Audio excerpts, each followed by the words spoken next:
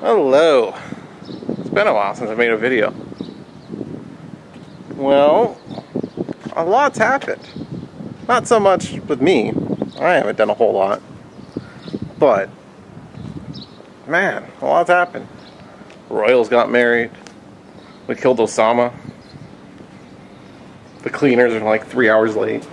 I spent 14 hours cleaning my house yesterday. Well, not really 14 hours, but a considerable amount of time ensuring that my house was clean and ready for the cleaners to come. I just want to make sure everything was put away and everything had a home. And we were supposed to show up at 10 this morning, and then that changed to 11, and then that changed to noon, and now it's changed to 1 o'clock. Makes me a bit angry, but that's okay. It's fine. Talked to the guy. He said they just got hung up on their last house, making sure everything was clean. Hopefully we get the same level of dedication. So they finally showed up. We're upstairs cleaning right now. Akari woke up from her incredibly long nap. Hello, Akari. Signed our 3-month contract. Gave him 900 dirhams. So I set the contract right there. Whoop. We killed Osama bin Laden. I'm oddly, happy about that. I didn't think I'd care. But I do. And I'm happy. Yeah, this morning, after Lisa left, she sent me an SMS. She's like, hey, we killed Osama bin Laden last night. I'm like, really? I just got up and I got in the shower, and I was sitting there thinking about it. I'm like, holy cats, we killed Osama bin Laden. Like 10 years of trying, we finally did it. And I'm kind of excited about this. I don't think it means anything in the long run. One less asshole in the world. I don't know, it made me happy. There's some closure there or something, I don't know. Yep, so I'm gonna make Akari some lunch, and I'm gonna let the ladies clean upstairs. Are you hungry? Really, that hungry, huh? Yeah?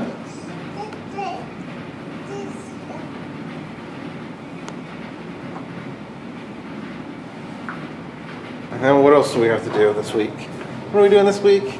Oh, IKEA's coming. We've got 2 giant dressers that we're installing back here behind me for all this various stuff, skateboards, golf clubs, my diving equipment, like an extra Xbox, a nice Pioneer receiver, I don't know, another DVD player that doesn't meet the requirements, stuff like that that's, rather costly to replace, and still works just fine, just not here.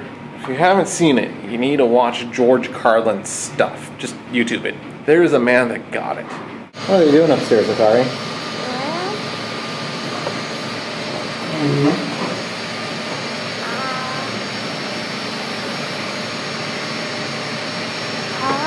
Yeah?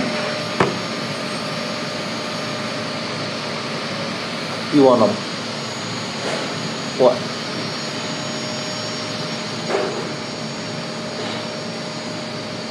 What are you saying?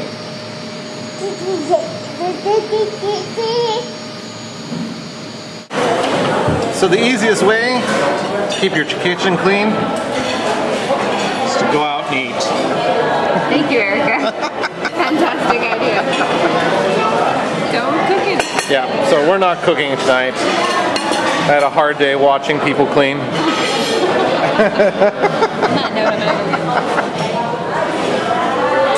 No, they did a really good job. It just took them, they were 3 hours late, and then they didn't get done till 7:30? 7. It was 7, and then we left the house about 7:30 to come here. So tomorrow I'm going to do an unboxing for our new vacuum. The little robot vacuum thing that I brought back from the US. I have high hope. Bin Laden buried at sea? Really? I don't know, I found that, not a conspiracy nut, but that was a little weird. An example of why things are so difficult here. So, yeah, I ordered a pizza, half no onions. And so they gave me a whole pizza, no onions, and I sent it back, and that's what they gave me. Yeah, they just, that's right, just put onions on the top. Well, we got home, started getting the kid ready for bed, folded some more laundry, and I went to feed the cats and get ready to go to sleep, and I forgot to buy cat food. And it's after 11, so our local store is closed, and I have to drive all the way into the city, 30 minutes of driving each way. So I'm not the only person that wondered about the legitimacy of killing Mr. Bin Laden. You know, I get the idea of, you know, treating his body with respect and, you know, doing the right thing, you know, as opposed to dropping a living man off in the middle of ground zero and letting New York have their way with him. Because that wouldn't be the right thing, but it'd be fun to watch. No, but doing the right thing, you know, having a proper funeral and a burial and everything else for the man is the right thing to do, and I get that. However, I would have liked to have seen some video of the body. I know it's kind of morbid, but if people can't accept Obama being an American citizen with only a birth certificate, what are they going to do with this? Yeah, but at least I got a email from the embassy, you know, basically telling us to, as she put it, tread lightly, not to congregate, you know, don't go hang out with a bunch of Americans right now. A group of Americans is a target, you know, kind of thing. Everybody being so restless right now in the Middle East in general. You know, this is kind of a big thing. You should probably not in our best interest to, you know, rot in hell on our vehicle or anything of the sort, because that's not cool. Yeah, I was a little nervous about going out to dinner tonight. Not like nervous, but I was definitely aware of the fact that I'm an American living here. And it's something that I forget, you know. I forget that I'm a minority and that I'm a white boy, and that me and my white family hang out here and we don't exactly blend. But yeah, when we were going out, you know, I was perfectly aware that I was the American out eating dinner. It's a touchy subject. Just finished a book, but they were talking about one point about by living by, you know, some kind of honor code system, you know, and whether or not you should force people to follow codes of conduct, or if you should just do it yourself and lead by example. And one of the conclusions that the author came to was that of you force your children to do what's right until they mature enough to start making up their own mind and doing what's right.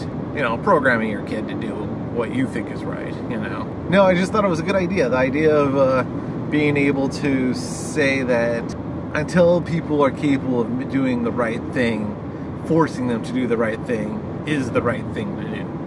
It was a nice idea in a book. So a friend of mine, she posted something. I can't remember exactly what she wrote, but it just basically said, "Holy shit, people! Why are you celebrating in the streets, you know, over somebody's death? You know, it's time for quiet reflection and, you know, coming to an understanding." And Lisa agrees with me, or with her in this case, saying that people celebrating in the streets is probably not the way to go. But I'm gonna have to disagree with this one.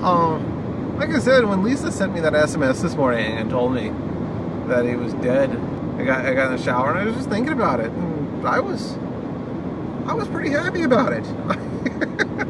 I didn't think I'd care.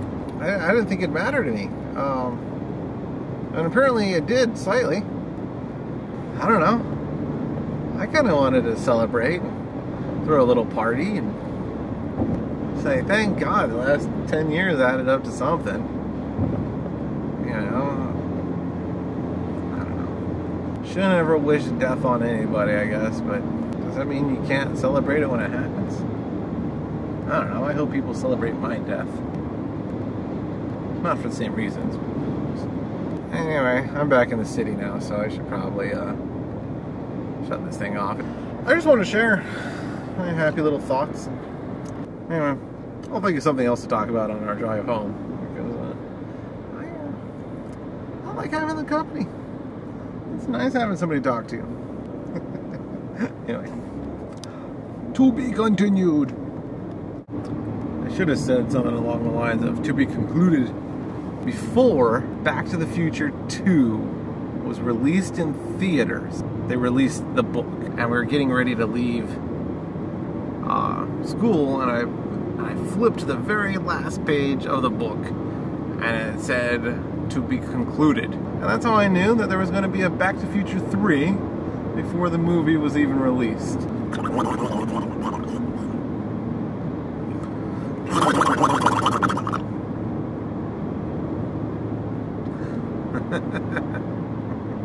Shutter priority. Hey, remember Mother's Day is coming up, guys. I suppose it's easy for you to remember. Like, here we don't have adverts and the like, right? Oh, that's right.